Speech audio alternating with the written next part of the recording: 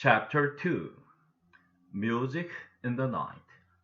I feel at this time there are a few things you should know about Chester. He is not your ordinary cat. But then, I'm not your ordinary dog, since an ordinary dog wouldn't be writing this book, would he?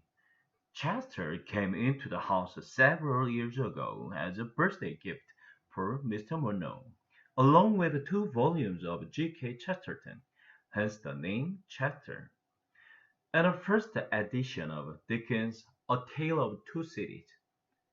As a result of this introduction to literature, and given the fact that Mr. Monroe is an English professor, Chester developed a taste of reading early in life. I, on the other hand, have developed a taste for books. I found Jonathan Livingston Seagull particularly delicious. From Chester's kittenhood on, Mr. Monroe has used him as a sounding board for all his student lectures.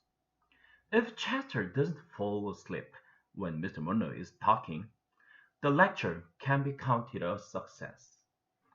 Every night, when the family is sleeping, Chester goes to the bookshelf, selects his midnight reading, and curls up on his favorite chair.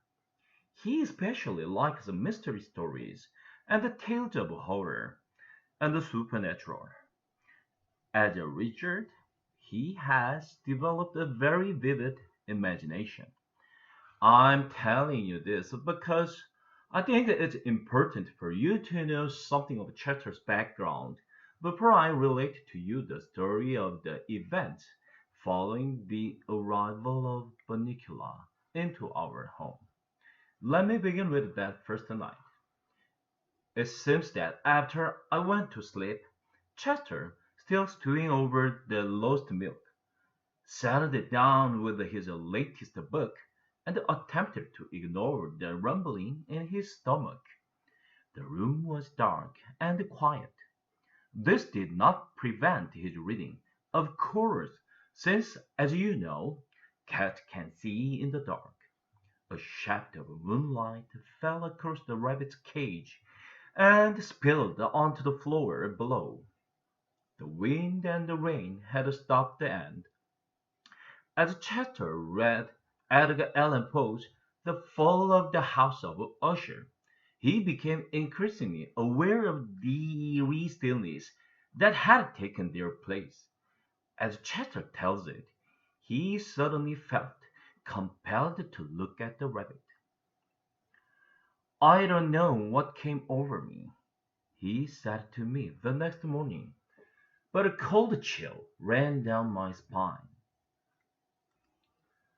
The little bunny had begun to move for the first time since he had been put in his cage. He lifted his tiny nose and inhaled deeply, as if gathering sustenance from the moonlight. He slicked his ears back close to his body, and for the first time, Chester said, I noticed the peculiar marking on his forehead. What had seemed an ordinary black spot between his ears took a strange V shape, which connected with the big black patch that covered his back and each side of his neck. It looked as if he was wearing a coat. No, more like a cape than a coat. Through the silence had drifted the strains of a remote and exotic music. I could have sworn it was a gypsy violin. Chester told me. I thought perhaps a caravan was passing by, so I ran to the window. I remembered my mother telling me something about caravans when I was a puppy, but for the life of me, I couldn't remember what. What's a caravan? I asked, feeling a little stupid. A caravan is a band of gypsies traveling through the forest in their wagons, Chester answered. Oh, yes. It was coming back to me now.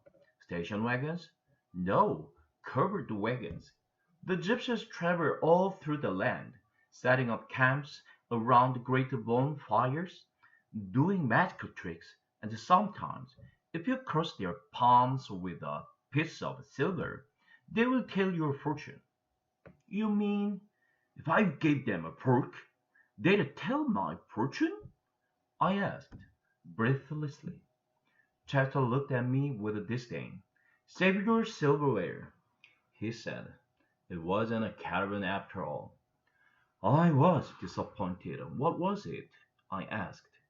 Chester explained that when he looked out the window, he saw Professor Micklewhite, our next door neighbor, playing the violin in his living room.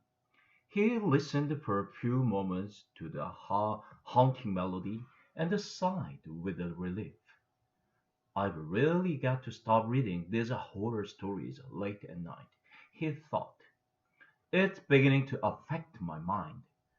He yawned and turned to go back to his chair and get some sleep. As he turned, however, he was startled by what he saw. There in the moonlight, as the music filtered through the air, sat the bunny, his eyes intense and staring, and an unearthly aura above them. Now this is the part you won't believe, Chester said to me. But as I watched, his lips parted in a hideous smile, and where rabbit buck this should have been, two little pointed fangs glistened. I wasn't sure what to make of Chatter's story, but the way he told it, it set my hair on